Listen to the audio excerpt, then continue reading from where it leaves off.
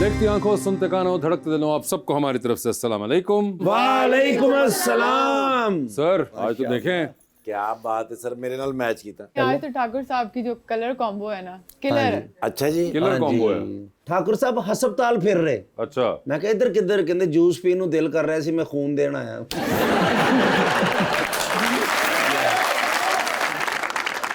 ਇਹਦੀ ਸੁਣ ਲਓ, ਟਰੱਕ ਤੇ ਵੈਗਨ ਦਾ ਐਕਸੀਡੈਂਟ ਹੋਇਆ, ਟਰੱਕ ਤੇ ਵੈਗਨ ਦਾ। ਉੱਥੇ ਲੜਾਈਆਂ ਹੋ ਰਹੀਆਂ ਨੇ ਤੇ ਆਉਂਦੇ ਕਹਿੰਦਾ ਤੁਸੀਂ ਬੇਫਿਕਰ ਹੋ ਜਾਓ ਜੀ, ਮੈਨੂੰ ਪਤਾ ਕੀ ਹੋਇਆ। ਉਹਨੇ ਕਿਹਾ ਕੀ ਹੋਇਆ? ਕਹਿੰਦਾ ਇਹ ਰਕਸ਼ੇ ਵਾਲੇ ਦਾ ਕਸੂਰ ਹੈ। ਬਰਗਰ ਵਾਲੀ ਦੁਕਾਨ ਤੇ ਜਾ ਕੇ ਕਹਿ ਰਹੇ ਨੇ, ਕਹਿੰਦੇ ਬਰਗਰ ਕਿੰਨੇ ਦਾ? ਉਹ ਕਹਿੰਦੇ 500 ਦਾ। ਕਹਿੰਦੇ 200 ਲੈ ਲਓ, ਮੈਨੂੰ ਝੂਠਾ ਦੇ ਦਿਓ।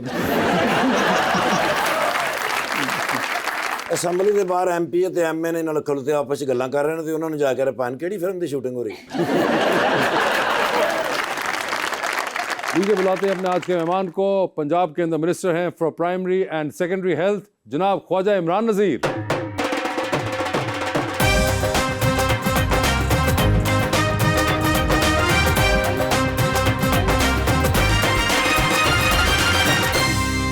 सर जी सियासतदान बड़े देखे, लेकिन आप जैसा प्यारा, स्मार्ट और खूबसूरत पहले नहीं कभी देखा सर। आपके लिए खूबसूरत शेर है, तेरी तलब का सबब सिर्फ खालीपन तो नहीं कि तुझसे राबता मेरा ज़रूरतन तो नहीं, तेरी उम्मीद से दिल बेकरार तब भी था, यकीन करो कि तेरा इंतज़ार तब भी था। कोई इतना प्यारा कैसे हो सकता है? Oh my God. फिर सारे का सारा कैसे हो ओए सकता होए होए है? होए होए। तुझसे मिलकर भी उदासी नहीं जाती, क्यों? फिर तेरे बगैर गुजारा कैसे हो सकता भाई साहब, कभी इस किस्म के जज्बात जो हैं आपने इससे पहले फेस किए हैं? आपको वासे भाई पता है कि जब मेरा फर्स्ट टेन्योर था तो चंद साल के लिए, 2-2.5 साल के लिए मैं थिएटर्स जो था उसकी मॉनिटरिंग टीम का चेयरमैन था। तो मेरा ठाकुर भाई से, कैसर भाई से, इनकी सारी टीम से भाई और दोस्तों वाला ताल्लुक है। तो ये हम जब भी मिलते हैं हम ऐसे ही करते हैं एक दूसरे के साथ। नहीं, मगर फिलहाल सिर्फ वो कर रहे हैं। अब मैं अभी ज़रा थोड़ा सा स्टार्ट नहीं हुआ ना। मुझे ये बताएं ख्वाजा साहब, लास्ट टाइम आप आए थे हमारे पास बहुत अरसे पहले, उस वक्त आप मिनिस्टर नहीं थे, या मिनिस्टर बनने के बाद पहली दफ़ा आ रहे हैं? पता नहीं अब से बुलाया ही होना है। नहीं ये नहीं, आप देखें मिनिस्टर बनने के बाद लास्ट टाइम आपको याद है जब आप आए थे तो एक और खातून यहाँ पे थी, एक्ट्रेस, उनके साथ बड़ा आपका एक हुआ था। हाँ जी, वो जिन्होंने मेरे शूज़ का रेट पता किया था। जी जी बिल्कुल, ये आपको याद है? ये नहीं याद क्या है कब थे ये आपके बाद दिल पे रहेगी, खातून ने शूज का रेट पता कराया था। बड़ी गल नहीं वो हमारी बड़ी नावर फनकार है। बिल्कुल। और वैसे भी पीटीआई ਦੇ ਸੜਨਾ, आप पता नहीं ਤੁਸੀਂ ਉਹਨਾਂ ਦੀਆਂ ਘੜੀਆਂ ਦਾ ਰੇਟ ਪੁੱਛਦੇ ਹੋ, ਤੁਹਾਡੇ ਸ਼ੂਜ਼ਾਂ ਦਾ ਜੀ। अब वो बदल गई। अच्छा जी। अच्छा ये भी आपको पता है? हाँ ये भी मुझे पता है वो बदल गई। अच्छा, ये उन पे सारी नजर रखी हुई है, हमें भी कभी देख लें। तो जो चीज़ आप ही बताते हैं हमें उससे ही पता चलता है। मैंने कहाँ बताया? वैसे भाई आपकी चीजें चलती रहती हैं। ऐसा भी ये ना करें, आपने खुद ही पीछे उनके ऊपर पूरी आपने इन्वेस्टिगेशन कराई है कि वो क्या कर रही हैं। बार में मैंने पढ़ा था उनकी, मैंने क्या इन्वेस्टिगेशन करानी है। 9 मई के बाद अक्सर कईयों की इन्वेस्टिगेशन होती है। मुझे बताइए इमरान भाई, अब आप इस वक्त है primary and secondary health care के मिनिस्टर, ये आपके लिए कदरे नई मिनिस्ट्री है या पहले भी इस पे हाथ साफ किए हुए हैं? जब 2013 में सेकंड गवर्नमेंट शहबाज साहब की आई थी तो उसके बाद मैं हेल्थ, उस वक्त चूंकि 2 हिस्सों में नहीं था तो मैं उस वक्त एक था जी, उस वक्त मैं पार्लियामानी सेक्रेटरी था और सलमान रफीक साहब एडवाइजर थे। तो उसके बाद 2016 में हेल्थ को बाइफरकेट कर दिया 2 पार्ट्स में। एक स्पेशलाइज्ड हेल्थ केयर है जिसमें मेडिकल कॉलेजेस हैं, यूनिवर्सिटीज़ हैं और टीचिंग हॉस्पिटल्स हैं। जो जना हॉस्पिटल हमारा मिसाल के तौर पे जैसे सर्विसेज है, मेयो है, 53 टीचिंग हॉस्पिटल्स हैं। और जो रेस्ट ऑफ द डिपार्टमेंट है जिसमें तमाम DHQs, तमाम THQs, तमाम BHQs जो 2500 से ज़ायद हैं, और तमाम RSCs और हमारे dengue control programme, drug control regime, हमारा EPI प्रोग्राम जो वैक्सीनेशन है, जो पोलियो वगैरह, तो ये सारा मेरे पास है जी। पहले वो प्राइमरी सेकेंडरी हेल्थ केयर कहलाता था, अब उसका नया नाम जो है, क्योंकि पॉपुलेशन हमारे साथ मर्ज हो गया है, 2 महकमे इकट्ठे हो गए हैं, तो अब उसका नाम महकमा सेहत व आबादी है, हेल्थ एंड पॉपुलेशन। अच्छा, आबादी भी आपके पास ही है? जी, अभी रिसेंटली आई है जी। अच्छा, ये तो बड़ा एक और पूरा का पूरा एक डिपार्टमेंट है जिसका अपना बहुत बड़ा काम है एक आबादी। और अब गिवन के जो टाइम्स चल रहे हैं उसके अंदर एक हमारा एक बड़ा ग्रोइंग मसला भी है। बिल्कुल की इशू है हमारा। अभी सेंसस आया नहीं है, मगर जो अप्रॉक्सीमेट चल रहा है कि जी पंजाब की आबादी जो है वो तकरीबन 10-12, कोई 13 भी कह रहा है, 15 करोड़ के करीब 15 करोड़ के ऊपर पहुंच चुकी हुई है। आप तो डबल फ्रंट्स पे खेलना शुरू हो गए हैं अब। देखिए, आबादी से ज़्यादा जो सबसे बड़ा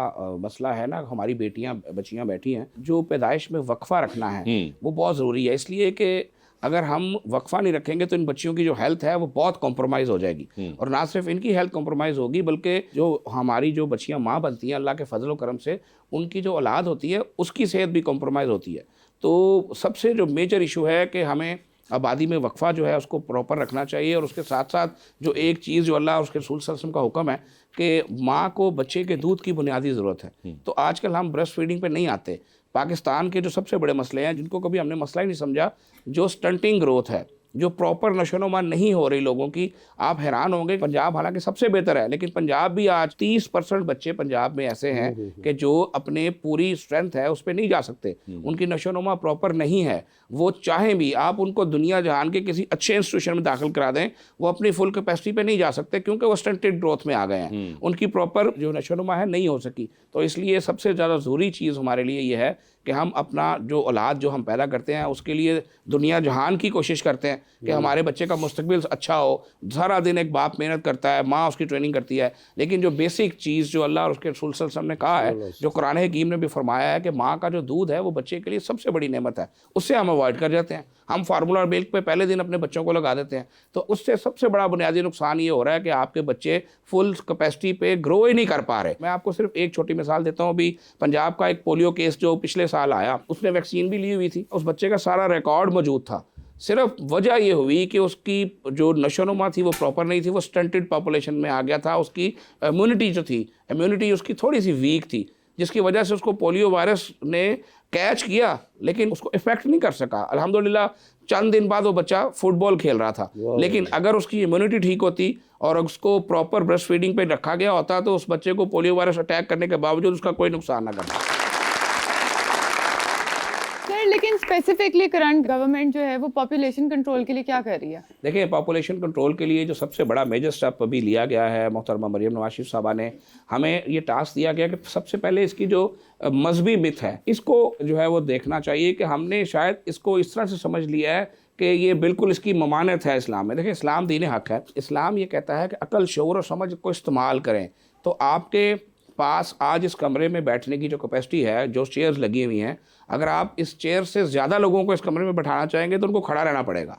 उनको वो बुनियादी चीज़ नहीं मिलेगी जो सिटिंग वाले लोग एंजॉय कर रहे हैं। तो इस्लाम प्लानिंग करने का दर्स देता है। तो बेसिकली ये फैमिली प्लानिंग है जिसको हमने करना है कि how we should use our population. और आज तक जो हमने अपनी पॉपुलेशन को यूज़ नहीं किया, यूटिलाइज़ नहीं किया।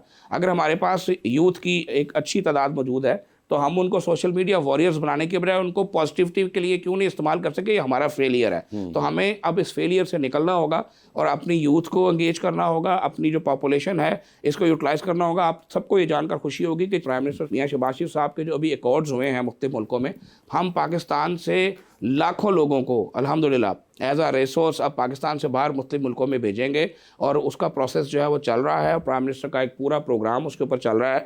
इंशाल्लाह ताला वो बच्चे जो स्किल्ड पढ़े लिखे हैं उन बच्चों के लिए नए मौके आ रहे हैं, बड़े अच्छे मौके आ रहे हैं और इंशाल्लाह विद इन फ्यू मंथ्स आप लोगों को इसका पता भी चल जाएगा कि आपको मुख्तलिफ ममालिक से जो है जॉब्स ऑफर होंगी और पाकिस्तान से ऑफिशियली उन्होंने रिसोर्स मांगा है। इस तरह से हमें अपनी जो पॉपुलेशन है उसको यूटिलाइज़ करना चाहिए कि उनको फॉरेन रेमिटेंस की अर्निंग का बायस बनाना चाहिए। तो गवर्नमेंट इसके ऊपर मल्टी सेक्टोरियल प्लान लेकर आ रही है और इसके ऊपर हम काम कर रहे हैं। मैंने अभी कुछ दिन पहले काफ़ी स्कॉलर्स को बुलाया, मसाजिद के इमाम को खाने पर बुलाया, कुछ 450-500 के करीब लोग थे। उनके साथ बैठकर अंडर वन रूफ हमने पॉलिसी डिस्कशन किया कि आइए आप हमें गाइड करें कि इस मसले से हमें कैसे निपटना है ताकि कोई कन्फ्यूजन ही ना रहे। जब हम उलमा इकराम की गाइडलाइन से और इस्लामिक लॉज की मशावरत से चलेंगे तो फिर ये मैं समझता हूँ कि इसमें कोई क्वेश्चन मार्क नहीं आएगा। तो इंशाल्लाह और कोशिश करेंगे कि पंजाब इसमें प्लानिंग लेकर आए। मगर मुझे बात बताएं, आपने किया मास्टर्स इन हिस्ट्री। जी जी। मास्टर्स इन हिस्ट्री करने के बाद आप इधर हेल्थ की तरफ लग गए, तो कभी होता है कि यार मैं कहीं वो आसारे कदीमा वाले बड़े पढ़े उनको भी कोई हेल्प कर दूं, इतना कुछ पढ़ा मैंने। अच्छा वासिफ भाई, ये बड़ी इंटरेस्टिंग बात है। होना तो वैसे यही चाहिए, आइडियलिज्म तो यही है कि आप जो है जिस चीज़ में आपने स्टडी की है उसी तरफ आपको ले जाया जाए। लेकिन अगर तो इंटरेस्ट से किया मेरे घर वाले करवाते वैसे कीती अफसर से कि और कोई आसान नहीं सीएगा। कहने का मकसद ये है कि जब मैं पहली दफ़ा मिनिस्टर बना तो तमाम सीईओस की कॉन्फ्रेंस की तो एक सीईओ खड़े हो गए। उस वक्त वैसे भी बड़ा रवाज था सवाल जवाब करने का। तो उन्होंने कहा कि जनाब मुझे ये बताएं कि हमारे साथ ये क्यों होता है कि हमारा मिनिस्टर और हमारा सेक्रेटरी ये डॉक्टर्स क्यों नहीं हो सकते? तो मैंने कहा यार मुझे तो भाई धक्का दिया गया और कहा गया कि तुम इस काम को करो, तो जो काम मुझे दिया जाए मैं करना शुरू हो जाता हूँ। तो भाई मैं तो आ गया हूँ, कोई अपनी चॉइस से तो उस वक्त नहीं आया था। तो मैंने कहा बेसिकली तो आपको पता है मैं इन्फॉर्मेशन का बंदा हूँ, शहबाज शरीफ साहब का तर्जुमान रहा, मीडिया सारी ज़िंदगी मीडिया मैनेजमेंट की, और बोलना बात करना अच्छा लगता है, लेकिन जो ड्यूटी मिल जाए उसको करना चाहिए। तो उन साहब ने कहा नहीं कि अगर सेक्रेटरी जो है वो डॉक्टर हो और मिनिस्टर डॉक्टर हो तो मेरा ख्याल है हेल्थ के लिए ज़्यादा अच्छा होगा। तो जब हमारा टेन्योर ख़त्म हो रहा था तो बिलीव मी, मैं ऑनेस्ट टू गॉड अल्लाह को हाज़िर जान के कह रहा हूँ कि वही साहब थे, आखिरी सीईओ कॉन्फ्रेंस थी और वो खड़े हो गए। तो मैंने कहा लो जी आज इसने फिर कोई ना कोई करो बात। उसने कहा सर सच बात यह है कि मैं जब आप आए थे तो मैं सोचता था कि मैं आपको भेज दिया है, और हमारे सेक्रेटरी हेल्थ थे अली जान Khan, he is a very good bureaucrat. उन साहब ने कहा कि जी अली जान खान साहब ने और आपने जो रिफॉर्म्स किए हैं मुख्तसर से अरसे में, मैंने अपनी सारी ज़िंदगी में वो रिफॉर्म्स भी देखी। तो वो हमने तो नहीं की थी, वो शहबाज शरीफ साहब ने की थी। तो कभी अस्पताल गए होते हो, बंदे ने रोक लिया कि नहीं मरीज ने एक बंदा रह सकता मैं तो खैर कोई नहीं रोकता, लेकिन ये बहुत खूबसूरत बात की है आपका, चूँकि प्रोग्राम ऐसा है ना कि इसमें हंसी मजाक में एक बड़ा अच्छा मैसेज जाता है। तो वासे भाई हमें ये मैसेज बहरहाल ज़रूर देना चाहिए। ये जो हमने काम पकड़ लिया ना कि हमारा अंदर अगर एक पेशेंट है तो पूरा ख़ानदान बाहर बैठा है और वो बायसे सवाब समझता है और बायसे फ़र्ज समझता है कि जनाब मैं तो यहीं डेरे डालूंगा, उससे हमारे हॉस्पिटल्स ओवर ऑक्यूपाइड होते हैं। एक वॉशरूम जो एक बंदे ने इस्तेमाल करना है वो एक की बजाय 10 लोग इस्तेमाल करेंगे तो वो गंदा होगा। अगर एक वार्ड के अंदर जिसके अंदर एक बंदे का पैर जाएगा, अगर वहाँ 200 कदम जाएंगे तो वो डेफिनेटली साफ़ नहीं रह सकेगा, हाइजीन नहीं रह सकेगा। और एक डॉक्टर जिसको हम बड़ी बातें भी करते हैं, हालांकि मैं ये समझता हूँ कि हमें डॉक्टर्स का शुक्रिया भी अदा करना चाहिए। क्यों? जो सरकार में काम करते हैं ना वो एक बेड पर एक पेशेंट को देखने की सैलरी लेते हैं जी सर। उनको बजट भी एक बेड पर एक पेशेंट का मिलता है, लेकिन अक्सर आप देखते हैं कि हमारे अस्पतालों में कई दफ़ा ऐसा भी होता है कि एक बेड पर 2-2 पेशेंट लेते होते हैं। तो हम नेगेटिव कॉम बन गए ना कि यार ये एक बेड पर 2 क्यों है। क्यों नहीं हम सोचते कि वो डॉक्टर, वो नर्स, वो पैरामेडिकल स्टाफ जो एक बेड पर एक पेशेंट देखने की सैलरी लेते हैं वो एक पर 2 को देख रहे हैं, तो हमें तो उनका शुक्रिया अदा करना चाहिए।